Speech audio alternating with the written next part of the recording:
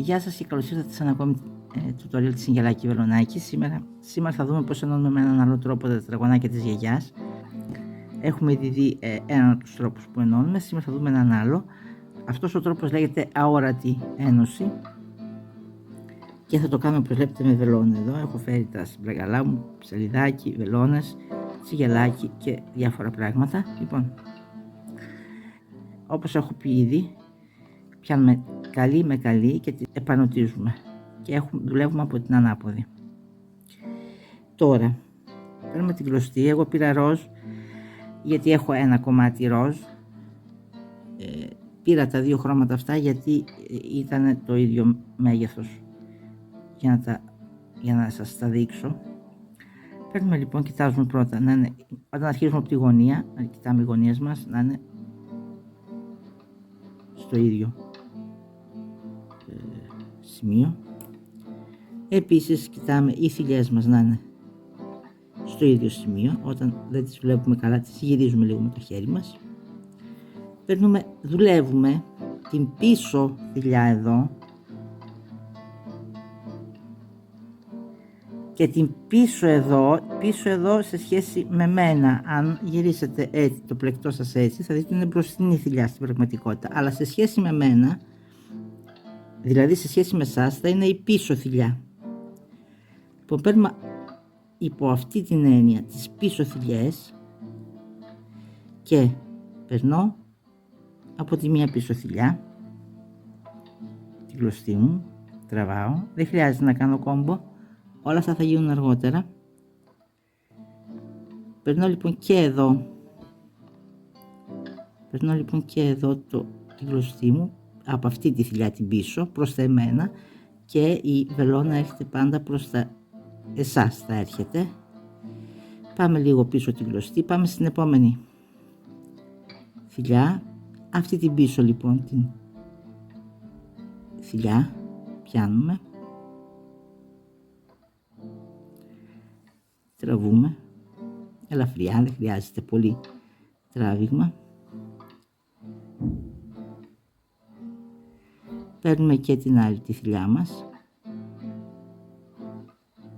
τραβούμε, ξανά πάμε εδώ στην επόμενη θηλιά μας την πίσω και αυτή πίσω επαναλαμβάνω σε σχέση με μένα και τραβούμε την κλωστή, δεν τη σφίγγουμε, δεν χρειάζεται να τη σφίγγουμε. Επόμενη θηλιά, πίσω θηλιά σε σχέση με μένα και πίσω θηλιά σε σχέση με μένα και τραβούμε την κλωστή, επόμενη θηλιά,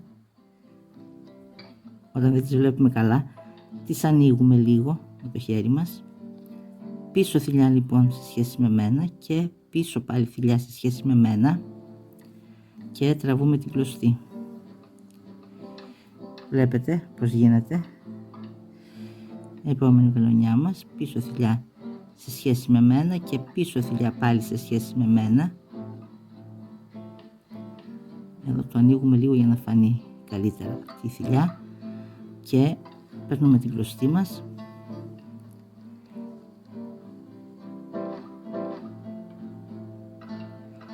επαναλαμβάνω, δεν σφίγγουμε.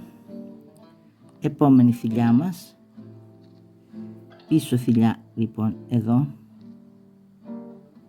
και πίσω εδώ και τις δουλεύουμε χωρίς να τραβούμε, ελαφριά. Ξανά επόμενη θηλιά μας εδώ, πίσω και πίσω εδώ και τραβούμε.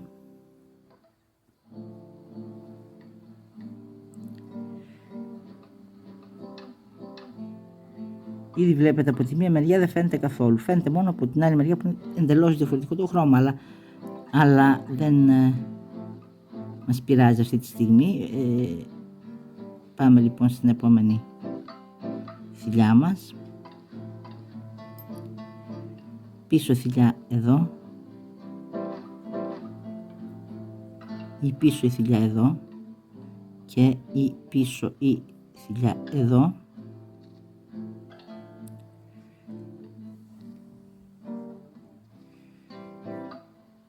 Ξανά εδώ πάλι η πίσω η θηλιά εδώ και η πίσω η θηλιά εδώ.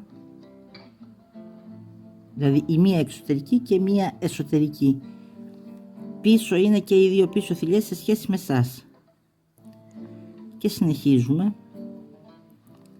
Και θα συνεχίσουμε βέβαια, αν είχατε κι άλλα κομμάτια, θα συνεχίζετε το ράψιμό σας κανονικά. Ξανά πάμε εδώ η πίσω η θηλιά και η πίσω η θηλιά εδώ και τις παίρνουμε. Τραβούμε αλλά χωρίς να σφίγγουμε. Η πίσω η θηλιά εδώ και η πίσω η θηλιά εδώ τις τραβούμε χωρίς να σφίγγουμε. Ξανά η πίσω η θηλιά και θα σταματήσω σε λίγο βέβαια, γιατί δεν χρειάζεται να το κάνω πολύ, απλώς χρειάζεται να έχετε καταλάβει τη λογική με την οποία δουλεύουμε. Και τώρα αφήνω την κλωστή μου και τα βάζω εδώ, το τοποθετώ.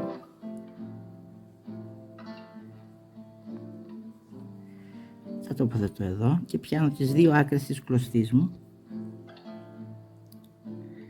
Βλέπετε εδώ, φαίνεται βέβαια το ράψιμό του. Τώρα, αυτό το ράψιμο έγκυται στο να είναι αόρατη η θηλιά μας, η βελονιά μας. Τώρα το μόνο που κάνουμε είναι γι' αυτό σας έλεγα δεν θα σφίγγετε την ώρα που ράβετε. Τώρα σφίγγουμε, τραβούμε από τις δύο άκρες και σφίγγουμε.